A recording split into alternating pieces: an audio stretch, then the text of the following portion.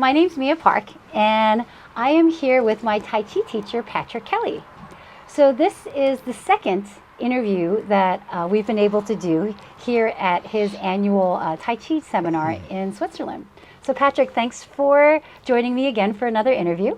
You're welcome, Mia. It's good to see you again. Good to see you again, too. So I wanted to start out with some questions about the philosophy and about the practice itself. Can you explain what Tao is, or Taoism? Right. Well, first of all, our byline was always Tai Chi, Daoist principles and practice. That's what we've always used in the past. I have to say now, 40 years later, from creating that byline, I think of it as a more universal teaching. So in that sense, I would think of the Tao as the universal path.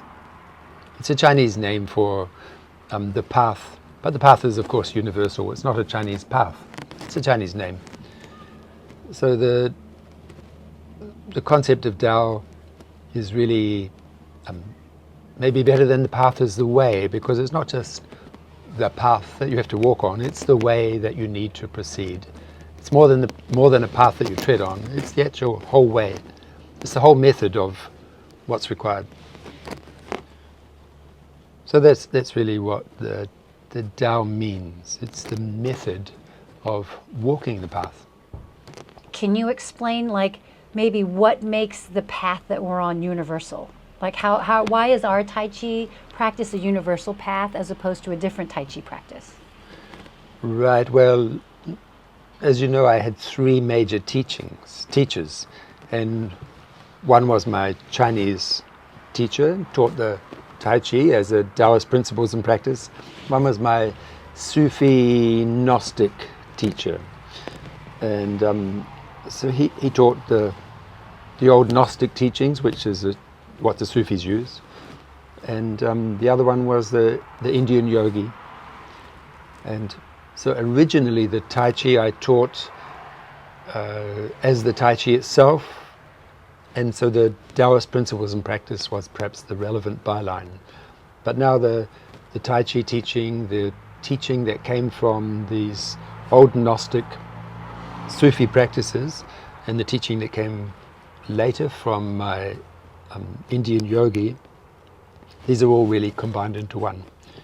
And that's really why I would call it a universal path. I mean, if you research back in the history of the last 8,000 years, then you find that these teachings came out of Mesopotamia, out of the Euphrates Valley. That's where they began. They began with the old Zoroastrian tradition. And they spread from there over thousands of years.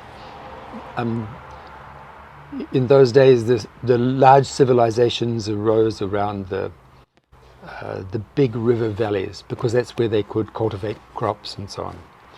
So the Nile River Valley was one of the first places that this teaching spread to, where civilization grew after the Euphrates Valley. It spread to the Nile Valley, it spread to the Indus Valley and down into India.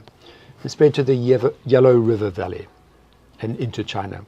So those were the three big growths of civilization over those first 5,000 years, we can say, from 8,000 years ago. So up to about 3,000 years ago. So it's really one universal teaching that branched out over the last 8,000 years into three major branches. And from the Egyptian one, it spread into Greece, the Gnostic teaching, back through the Sufis and into Western Europe. The Indian one is clear that it went down into India, the Buddhism, and spread into Southeast Asia. And the Chinese one, the Taoism, which also became mixed in with the Buddhism, a slightly different variation of Buddhism, the Chan Buddhism, and spread into Japan and so on. So there were really these three teachings that I learned from really have one source. And I think the deeper you go into any teaching, the more you go back to the one source. And that's why I'd call it a universal teaching now. Do you think there was a coincidence in your trajectory as a student that you happened to meet three really good teachers from the different branches of this one teaching? As my Chinese teacher said when I said once, I feel really lucky that I met him, and he said, there's no luck in these things, it's a fate. So everything I've learned in the last approximately 50 years of doing these things, those three teachers I was fated to meet. There's not the slightest doubt about it.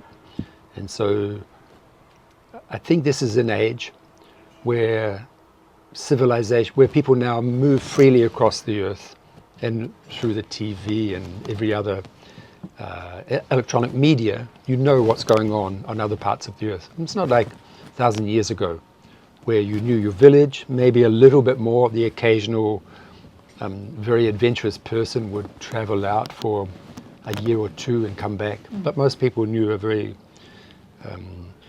something that was associated with their culture, not much more. Now there's a type of universal sense of all people on the earth. You can know what's going on all places on the earth. And I think what's needed from the esoteric point of view is not any longer esoteric teachings that are embedded in a particular culture, but the esoteric teaching that is free from those outer cultures and is more universal. And so that's what I believe in, that's what I do.